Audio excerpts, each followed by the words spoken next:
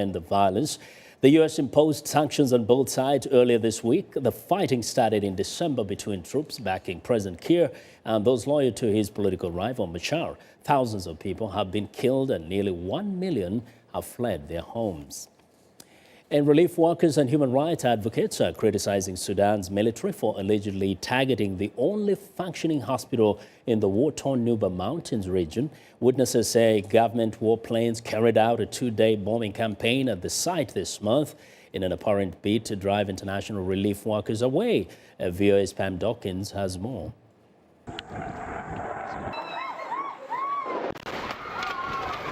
Before explosions rocked Mother of Mercy Hospital, Catholic Bishop Makram Max Gassi says there were drones. Before the bombing, these drones came 3 times, rather low.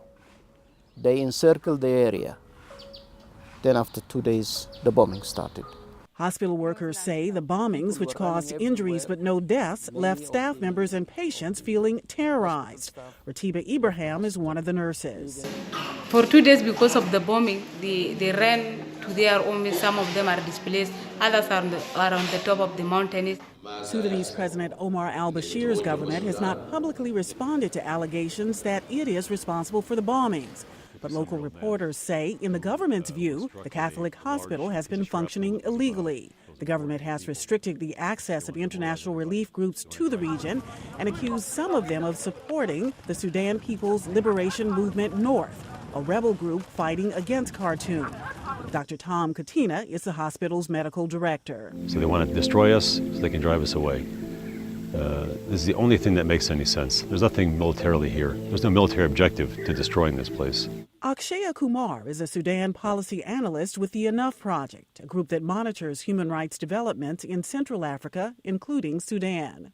I think we can be 100% certain that this facility was targeted by the government, and that's because of the simple fact of the weapons that were used. In this conflict, only one side has access to aerial bombardment capabilities, and that side is the Sudanese government. Kumar says the international community needs to make it much clearer that Sudan has crossed a red line.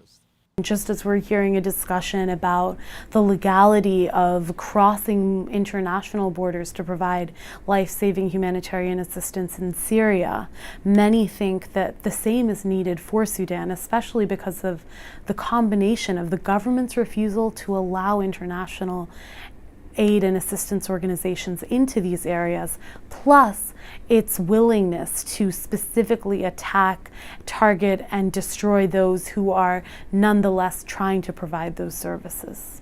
Workers say those services include providing treatment to the 150,000 people who rely on Mother of Mercy each year. They fear that after the bombing, some patients may be too afraid to return. Pam Dockins, VOA News, Washington.